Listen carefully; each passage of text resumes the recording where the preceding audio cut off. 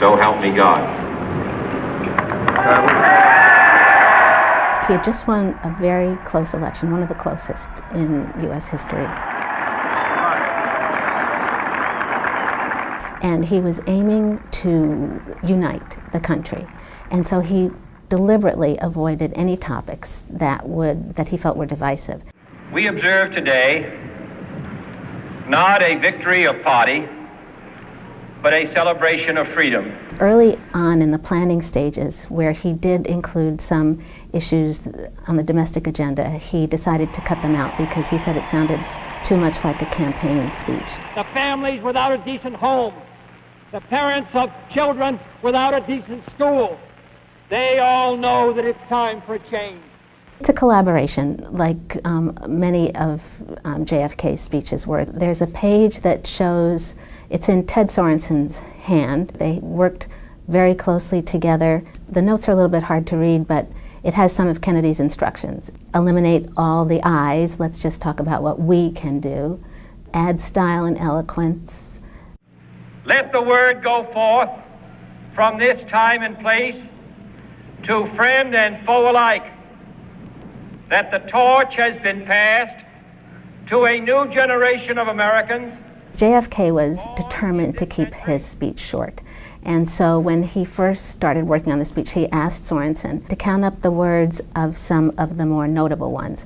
At one point he said, I don't want people to think I'm a windbag. Let us never negotiate out of fear, but let us never fear to negotiate. Ask not, it's a signature phrase of the speech. And in it is really distilled an idea that had been his for months and years. You see that kind of language throughout many of his campaign speeches. The new frontier of which I speak is not a set of promises. It is a set of challenges.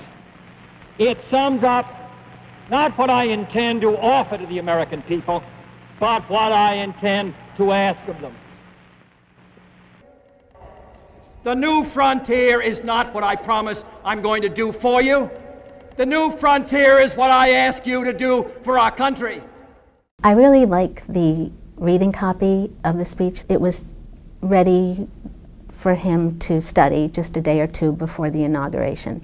And he had it with him almost all the time. And he made about 30 or 31 slight changes to the text, even while he was up there, delivering really the speech of his life. In the reading copy, it says, ask not what your country will do for you, but he said, ask not what your country can do for you, ask what you can do for your country. And it's just that much sharper.